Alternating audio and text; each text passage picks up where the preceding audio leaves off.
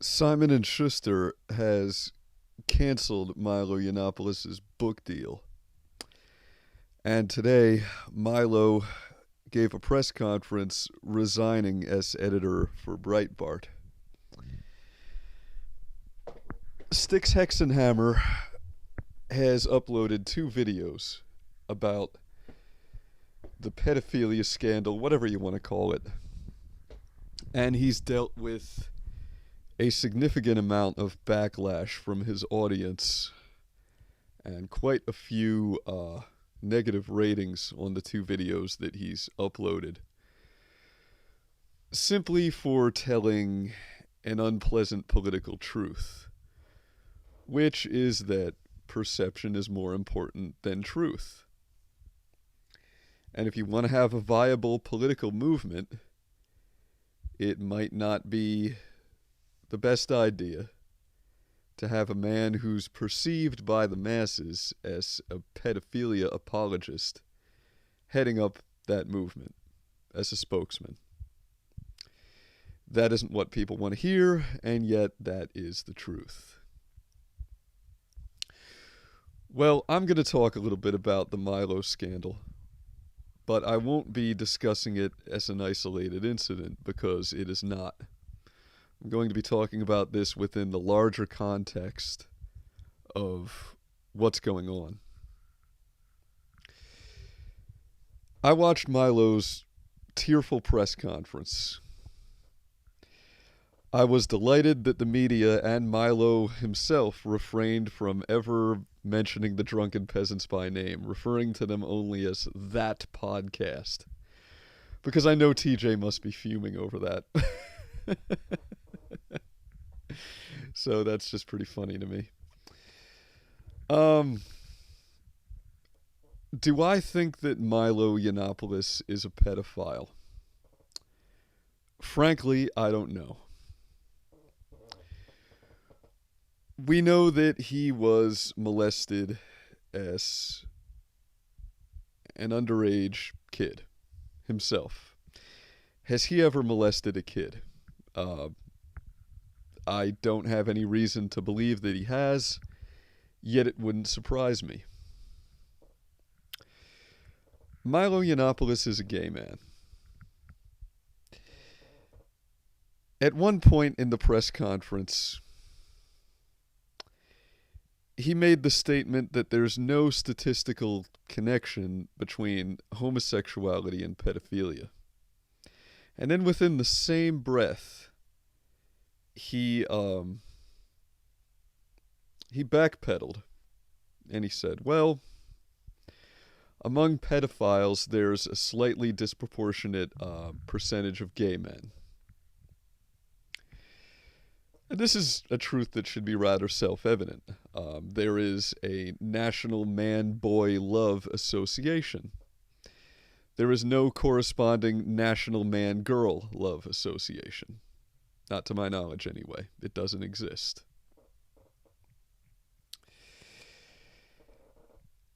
The Russians have a pejorative term for gay men.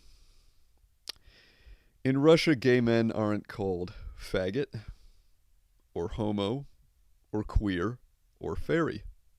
Those are English language pejoratives. In Russia, the pejorative term for a gay man is pederast. And I don't suppose I have to tell any of you what that means. Russian culture has a rather, how should we say this, less nuanced view of deviant sexual behavior. They don't parse it out quite as much as Western societies do. To the Russian mind, one form of sexual deviancy is more or less as good as another. Do I agree with that or do I not agree with that sentiment? Well, let's put it this way.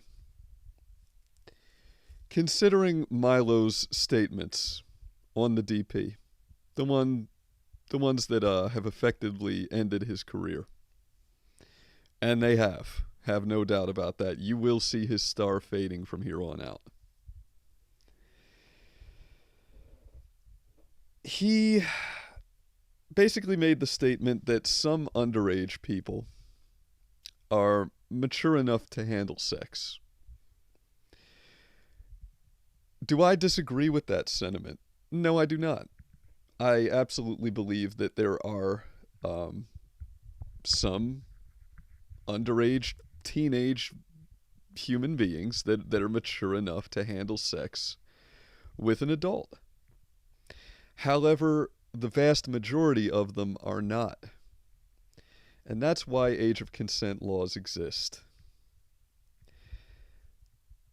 The law cannot always serve the interests of the individual. Law is about fostering the greatest possible outcomes for the greatest number of people.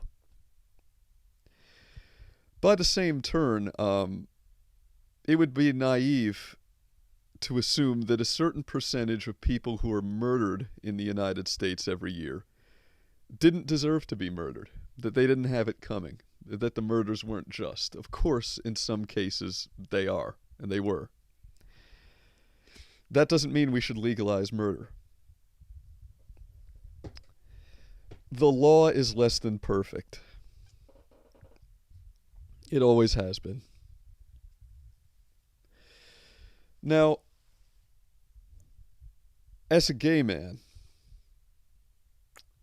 Milo Yiannopoulos lives a deviant lifestyle.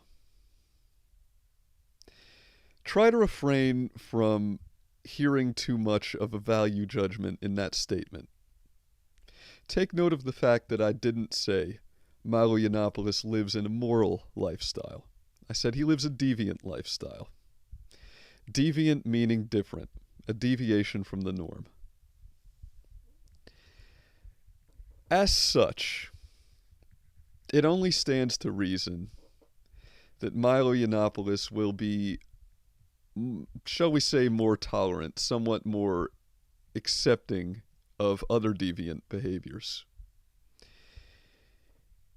He will be less concerned with societal norms and the enforcement of such. That's par for the course.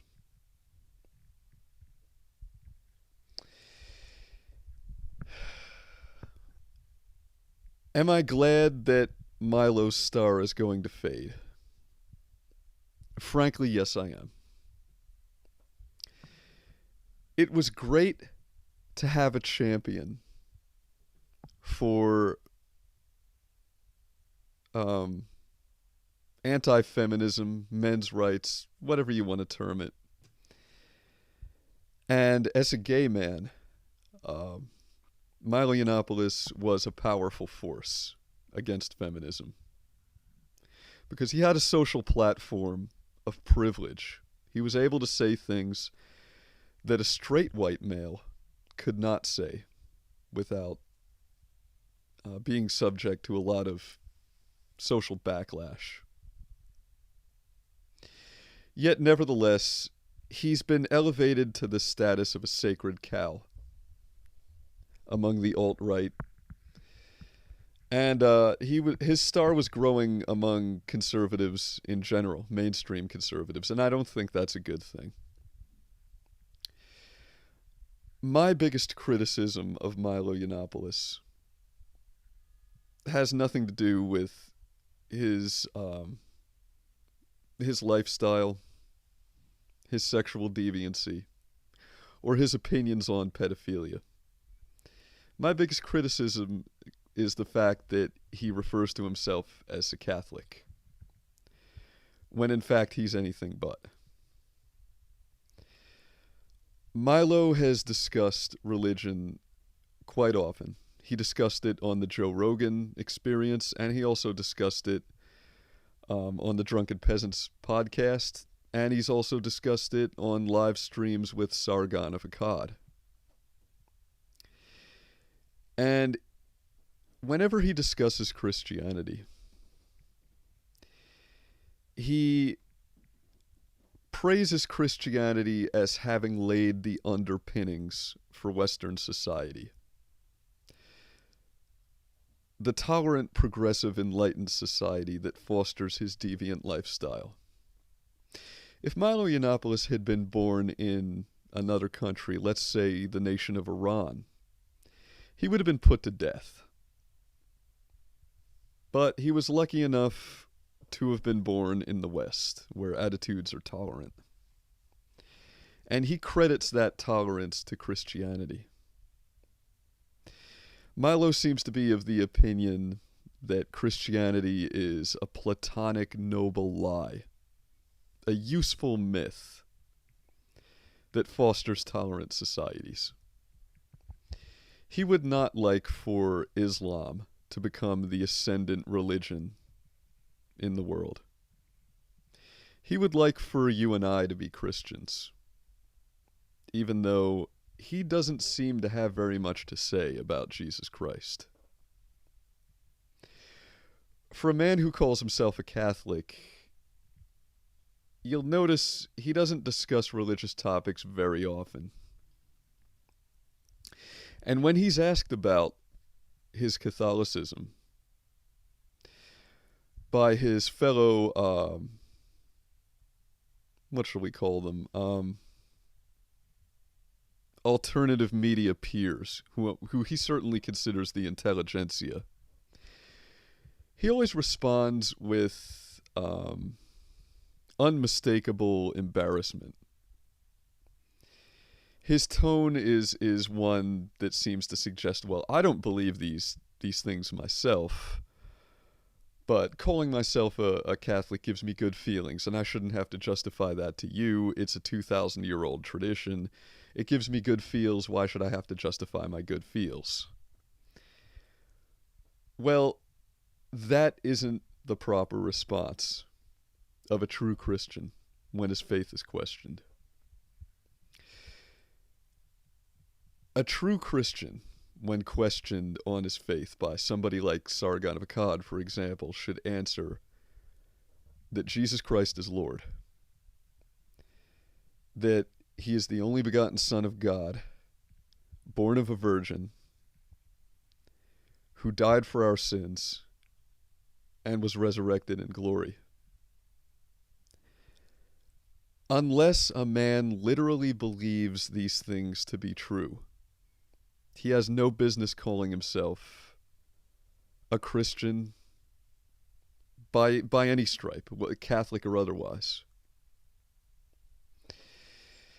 And the sort of wishy-washy, relativistic, postmodern, rationalist view of religion that Milo Yiannopoulos represents is a cancer of Western society. And it's certainly no great boon to Christianity. So am I sad to see Milo Yiannopoulos go? No, frankly, I'm not. However, like I said, we have to refrain from looking at this Milo Yiannopoulos scandal as an isolated incident. It is not. This is part of a concerted attack upon the alternative media by the mainstream media.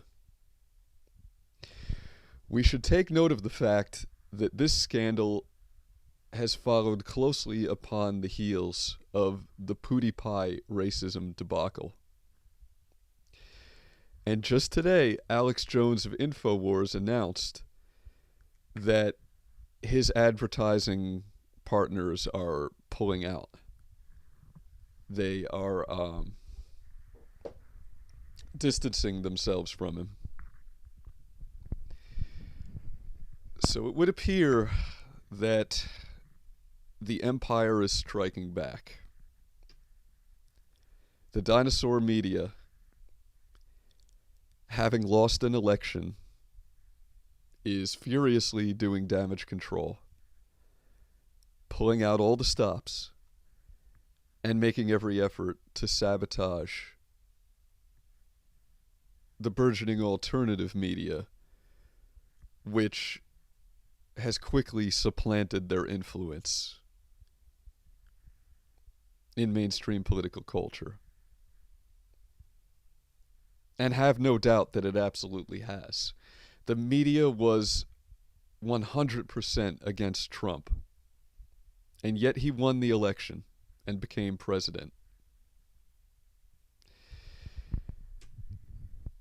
That demonstrates that the influence of alternative media has grown by leaps and bounds, to an extent to which the dinosaur media probably didn't expect and didn't prepare for.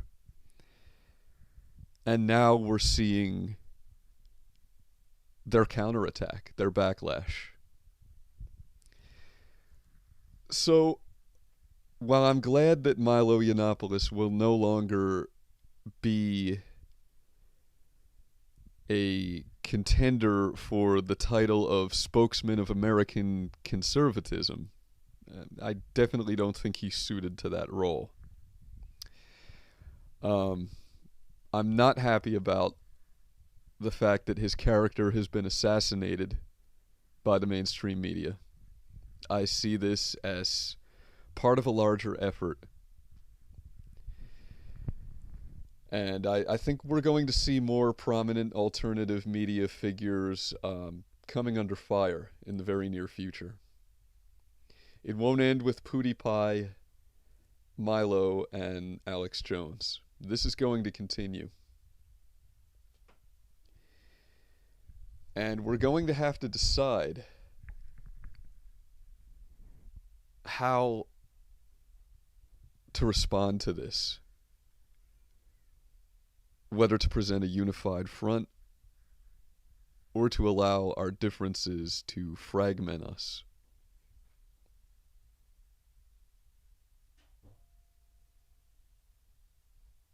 That's all the news that's fit to print. Keep it fake.